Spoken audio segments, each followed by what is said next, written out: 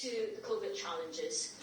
To share a bit more about what it is, think about Grab as Uber, DoorDash, and Venmo all in one. Now, from the day when it starts, when you wake up, all the way when you go to bed, you're able to get your breakfast, pay for meals, send your friend gifts, buy groceries, and more. And why that is really important is because it enabled us to have things like shared fleet strategies with our largest driver partner network in the region, which enables our drivers with their super apps to decide if they want to transport people, deliver food or groceries seamlessly in the app, and therefore enabled us to very quickly pivot from mobility to deliveries over the last 2 years.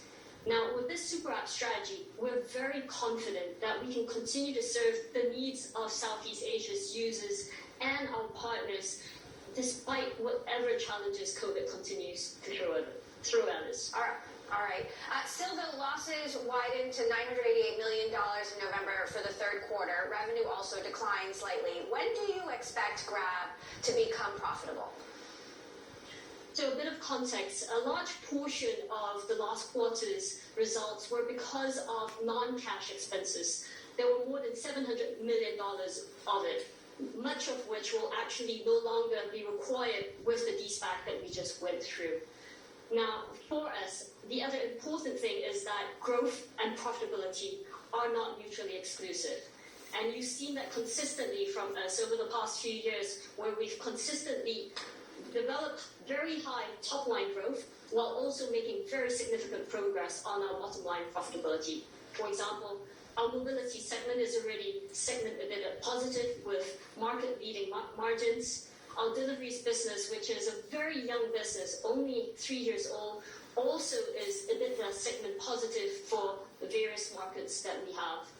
Ultimately, for us, what matters in our portfolio allocation strategy is that we will continue to invest into areas that we see huge, tremendous opportunities in and very strong momentum behind. So Southeast Asia is one of the fastest growing economies in the world, one of the fastest growing digital economies in the world. Where do you see the most growth coming from, and what new areas do you see Grab investing in?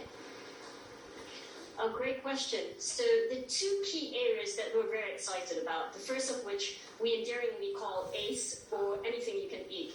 We're expanding beyond our food deliveries businesses to include things like dine-in, takeout, and also groceries when you're thinking of cooking home. Basically, we want Southeast Asians to think of Grab whenever they're thinking about food. That's one area. The second important area is financial services, because in the region, 6 out of 10 Southeast Asians are still unbanked or underbanked. And we see a tremendous opportunity to use technology to make financial services more accessible and affordable. For example, right now, we provide critical insurance coverage for our driver partners for as little as 10 cents per ride. Ultimately, as you said, it is a huge growth opportunity in Southeast Asia.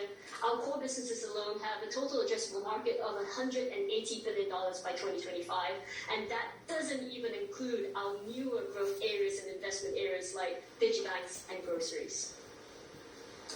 Good evening, it's Guy in London. Thank you for staying up so late in Singapore to talk to us about all of this. It's fascinating.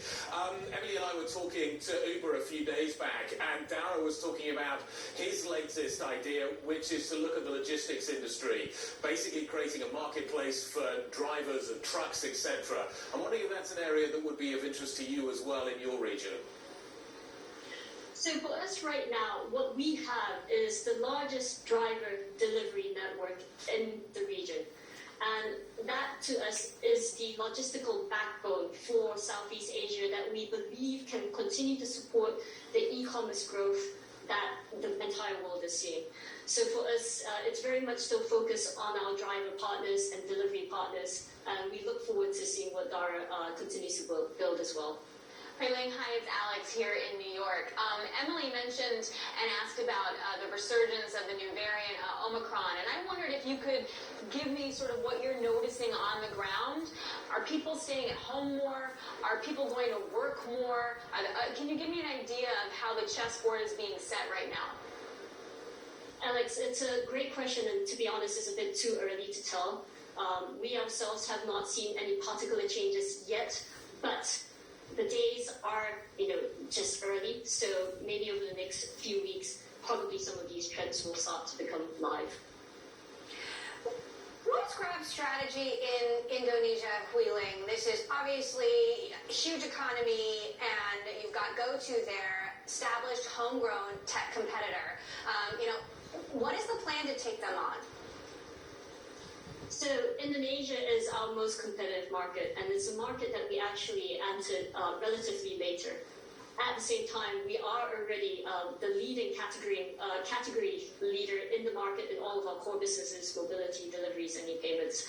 So for us, what has enabled us to do this is a couple of things. One, our continued partnership with local partners like Emtech, who have enabled us to continue to serve local SMEs in different ways that we were not able to before.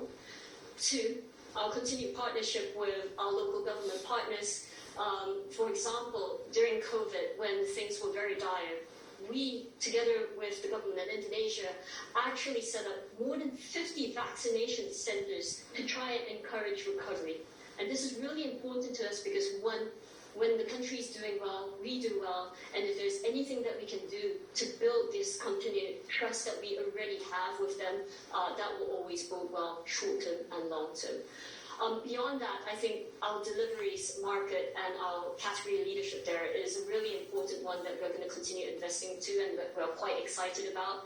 And the super app strategy that I talked about earlier, where we have shared fleet strategies and local, hyper-local technology investments that enable us to really have strategic advantages that are really difficult to replicate, are things that we'll continue building on. Guys, thanks so much.